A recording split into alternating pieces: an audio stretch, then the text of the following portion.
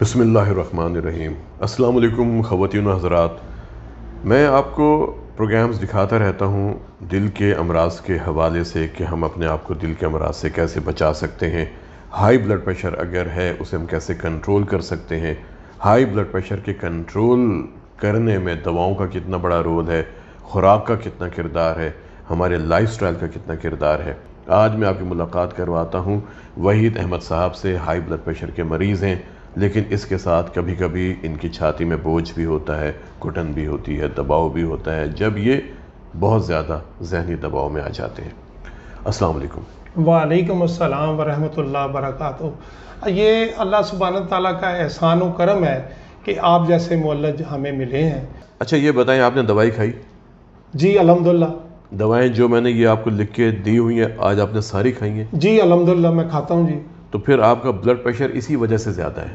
میرا blood pressure کیوں نہ زیادہ ہو، جب میں لوگوں کو دیکھتا ہوں، ان کے رویے دیکھتا ہوں، اپنے ملک کے ساتھ نہیں ہم محبت کرتے تو اب کس کے ساتھ کریں گے؟ ملک کے ساتھ محبت جو ہے نا وہ ایسے سمجھے کہ بچوں کے ساتھ کر رہے ہو، اس ملک کی بدولت ہے۔ حاجی صاحب ایک بات میرے ذہن میں رکھیے گا، جتنا آپ کا غصہ ہے نا، جتنا آپ کے اندر یہ لاوا پک رہا ہے، اس کو پلیز ٹھنڈا کریں، کیونکہ آپ کی طبیعت میں اتنا جلال ہے، اس کو جمال میں کنورٹ کریں، نہیں تو خدا نہ خواستہ کسی دن اگر اللہ نہ کرے بلڈ پریشر بہت زیادہ ہو گیا، اللہ نہ کرے دماغ کی شریان پھٹ گئی، فالج ہو گیا، ہارٹ اٹیک ہو گیا، پھیپھڑوں کے اندر پانی آ گیا، آنکھوں کی بینائی کا مسئلہ ہو گیا، پاؤں کے اندر کوئی مسئلہ ہو گیا، تو آپ اکیلے پڑے ہوں گے، کوئی نہیں آئے گا آپ کے پاس۔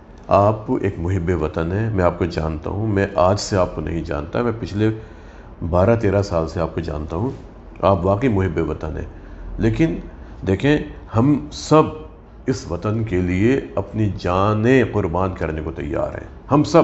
لیکن سب سے پہلا جو رویہ جس کو ہمیں چینج کرنا پڑے گا، جس میں تبدیلی لانی پڑے گی، وہ یہ ہے کہ جو آدمی اس ملک کے ساتھ محبت کرتا ہے اس کا تمسخر نہیں اڑانا، ہم نے اس کو آسائش کی نظر سے دیکھنا ہے۔ ہمیں کرپشن چھوڑنی پڑے گی، کرپشن کا مطلب ہے رویے چینج کرنے پڑیں گے۔ بالکل آپ صحیح کہہ رہے ہیں کہ ہمیں اپنے رویے چینج کرنے پڑیں گے۔ میں تو اپنے تمام پروگرامز میں یہ بات کہتا ہوں کہ اگر ہم اپنے رویے چینج کر لیں تو ہماری صحت بہت اچھی ہوتی ہے، ہمارا ماحول بہت اچھا ہوتا ہے، ہمارا معاشرہ بہت اچھا ہوتا ہے، اور اگر معاشرہ مثبت سوچ رکھتا ہے وہاں پر ایسی تبدیلیاں آتی ہیں، وہاں پہ رویے مثبت آتے ہیں اور ہم اپنے ملک سے پیار کرتے ہیں۔ حاجی صاحب ایک صاحب میرے پاس آتے ہیں، بالکل ان کی سوچ آپ ہی کی طرح کی ہے۔ اچھا انہوں نے رات کو ٹی وی شو دیکھا ہے، ٹی وی شو دیکھنے کے بعد ان کا بلڈ پریشر ہائی ہوا ہے اور ساتھ ہی ان کو فالج ہو گیا۔ پھر وہ آئے، ان کو مینج کیا، اب تو الحمدللہ بہت بہتر ہے، لیکن پھر میں نے ان سے کہا، میں نے کہا دیکھیں اب آپ نے اپنے آپ کو تبدیل کرنا ہے، پلیز کچھ دن کے لیے آپ ٹی وی دیکھنا چھوڑ دیں، آپ اخبارات پڑھنا چھوڑ دیں، آپ سوشل میڈیا کو چھوڑ دیں، کیونکہ کچھ چیزیں ایسی ہیں جو حقائق پر مبنی ہیں، لیکن حاجی صاحب ہر بات آج کل جو سوشل میڈیا پر آتی ہے وہ حقیقت پر مبنی نہیں ہوتی۔ ہمیں اپنی سوچ کو مثبت رکھنا چاہیے اور مجھے اپنے لیول پر اپنے ملک کی ترقی میں حصہ ڈالنا چاہیے، آپ کو اپنے لیول پہ اپنے ملک کی ترقی میں حصہ ڈالنا چاہیے۔ ڈاکٹر صاحب ہم اس ملک کو یہ دیکھیں، جب کوئی کشتی ڈوبنے لگتی ہے یا کشتی جب مشکلات کا شکار ہوتی ہے، اس سے جو فالتو بوجھ ہوتا ہے وہ اتار کے پھینک دیتے ہیں۔ جی ہمیں اس ملک نے بہت کچھ دیا ہے۔ بالکل آپ نے صحیح کہا۔ چلیں اللہ تعالیٰ ہم سب کو ہدایت دے اور اللہ تعالیٰ اس ملک کو سلامت رکھے، آمین۔ کیونکہ اگر ہمارا ملک ہے، ہمارا وطن ہے، ہماری یہ ماں ہے تو ہم ہیں، اور اسی نے ہمیں پہچان دی ہے۔ میں اس بات پہ اختتام پہ آؤں گا کہ ہمیں اپنے انوائرمنٹ کے لیے ہم چاہتے ہیں ہمارا کوٹھی ہو، سامنے کمرہ ہو، بنگلہ ہو، لیکن ہم گرین بیلٹ کو صاف نہیں کریں گے، اپنے سامنے کی سڑک کو صاف نہیں کریں گے، نالی کو صاف نہیں کریں گے، تو ہم کیسے سروائیو کریں گے؟ آپ ملک کو کیسے صاف کریں گے؟ ہمارا ملک اگر بغیر پالوشن کے ہوگا، پالوشن کس سے صاف ہوگی؟ کرپشن صاف کرنے سے۔ ہم اپنی کرپشن کو صاف کریں۔ کرپشن کیا ہے؟ ہمارا جو میرے فرائض ہیں وہ دوسرے کے حقوق ہیں، مجھے اپنے حقوق کا پتہ ہے۔ ہم اپنے حقوق کے لیے نعرے بھی لگاتے ہیں، ہم نے اپنے حقوق کے لیے یونینز بنائی ہوئی ہیں، تو لیکن ہم یہ نہیں دیکھتے کہ ہمارے جس دن ہم یونین میں ہڑتال کر رہے ہوتے ہیں تو سائل کتنے اس محکمے کے سامنے ذلیل و خوار ہو کے جا رہے ہوتے ہیں۔ جب وہ ہم جلوس نکالتے ہیں اپنے حقوق کے لیے، زمین پہ لیٹ جاتے ہیں، پیٹ کو ایسے ایسے کرتے ہیں، یہ نہیں دیکھتے آج مزدور کی دیہڑی نہیں لگی میری وجہ سے، اس سڑک پہ کوئی کام نہیں ہوا۔ آپ کے خیالات، آپ کی سوچ بہت اچھی ہے، لیکن حاجی صاحب اپنی صحت کا بھی خیال کیجیے، اور دواؤں کی پابندی آپ نے لازمی کرنی ہے۔ آپ نے جو آج مجھ پہ انکشاف کیا کہ آپ جو وزن اٹھاتے ہیں، آئندہ سے آپ نے وہ کام نہیں کرنا پلیز، ٹھیک ہے؟ آپ کسی کو کہہ دیں کہ تم اس وزن کو اٹھا دو، لیکن آپ نے خود سے وزن نہیں اٹھانا، اور پھر تھوڑا سا ریلیکس ہو کے مجھے دیکھیں۔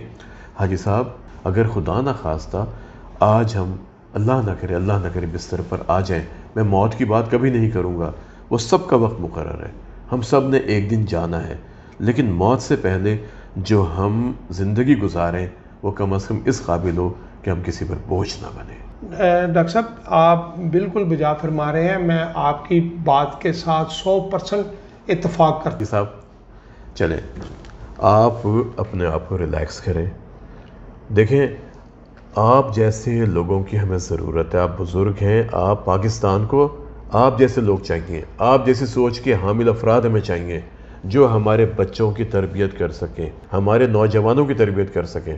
اب آپ ایک کام کریں، جہاں پہ کام کرتے تھے ٹھیک ہے، آپ اسی شعبے کو درست کروا دیں۔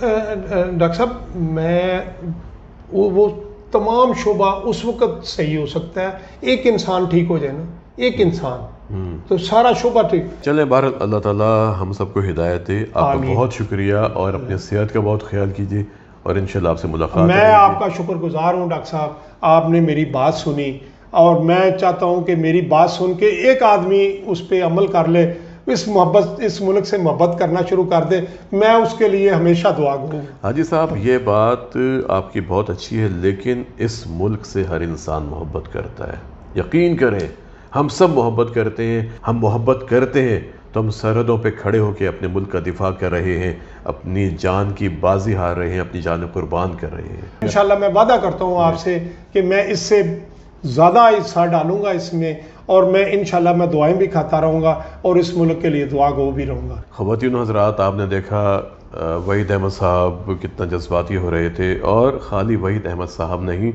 انہی کی عمر کے لوگ بلکہ ہم سب لوگ پاکستان کے لیے بہت جذباتی ہیں۔